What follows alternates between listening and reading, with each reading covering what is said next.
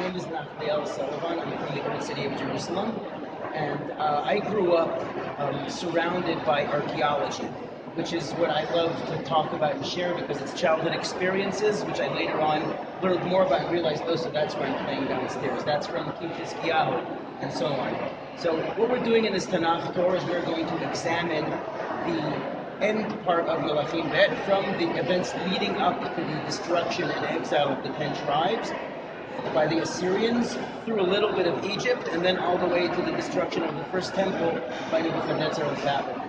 That is what we're going to be covering, and we're going to be meeting the Assyrian Empire here in the ancient Near Eastern galleries at the Met. We're going to come back here to the balcony where we can overlook the statue which has been reused as Ramses II, overlooking Egypt. We're not actually going down there because that takes a long time and it's a second tour.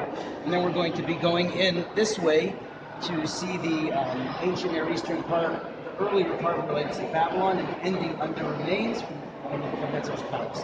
That's what we're going to end. So we're going to start, before we go in, I'm going to give a brief overview of what we're doing, the time period that we're talking about. As for maps, that's all going to be very clear inside the galleries. They're very efficient with maps, so don't worry about that. You have source sheets that you can accompany. I will reference what sources I'm looking at so you can follow and know that I'm not making this stuff up, and underline whatever you want to do with it. And the timeline I will also point to, and you can, of course, you keep this for your private use. And the timeline includes the key events, as well as separate timelines for the Kingdom of Israel and the Kingdom of Judah. And then we have the Assyrian Empire, the Egyptians, and the Babylonian Empire all side by side. Side one has the brown, majority that is brown, that is the Assyrian Empire. That is side one. Side two, where it's mostly blue, is the Babylonian Empire, where the Assyrians are on the sidelines. When we walk inside towards the end of the tour, you'll realize why Babylon is blue. So to give an overview of what we're talking about, and then we're going to go in. The first king of Israel, we're going to go really, really briefly. So you've just finished Melachim, so you've surely done Shmuel, it's a while ago. First king of Israel is? Yeah, first king ever. Before David HaMelech. We have Shaul, right? Shaul is from the tribe of Binyamin. Then we have David HaMelech. Now David HaMelech is king over the tribe of Yehudah, of Judah. And after 7.5 years, 7 years more or less, of ruling in Hebron, which is an important city in Yehudah, he is recognized by the entirety of Am Yisrael, by the leaders of all the 12 tribes, as the appropriate king to lead the country. At that point, David says it's time to go and capture Jerusalem, and Jerusalem becomes the capital of the kingdom of Israel. And that kingdom of Israel of the 12 tribes together is called the unified kingdom. How long does that last?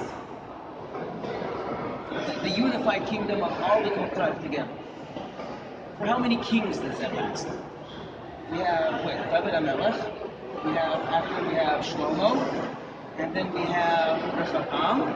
And during Rehoboam, as he begins as a young king, he begins his rule, he has a choice to make. He is approached by the people who tell him, listen, we put up with your father's exorbitant taxes and international endeavors and building projects. It was all very nice, but it's too much, and we can't handle it. Please lower the taxes.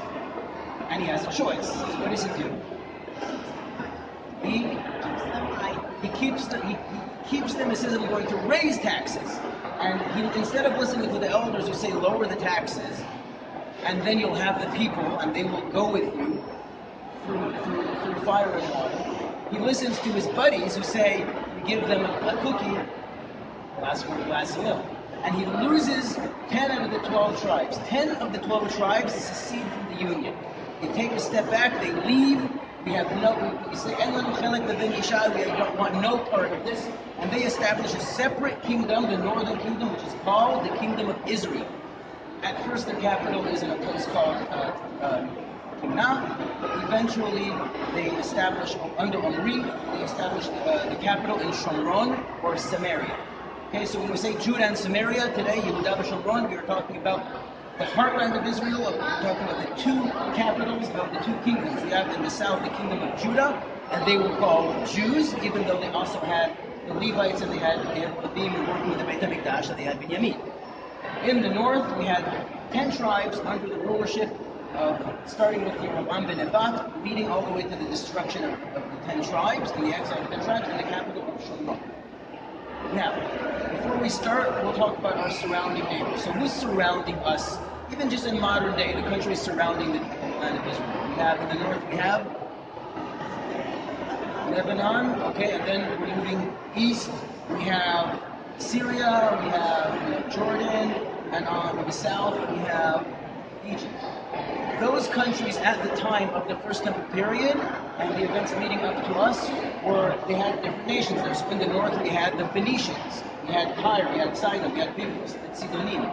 Isabel, for example, the wife of Ahab, is from Sidon. Hiram Melech Tzor is a master craftsman, helps build the Beit HaMikdash. They are expert craftsmen, and we are going to see some of their craftsmanship here in the galleries.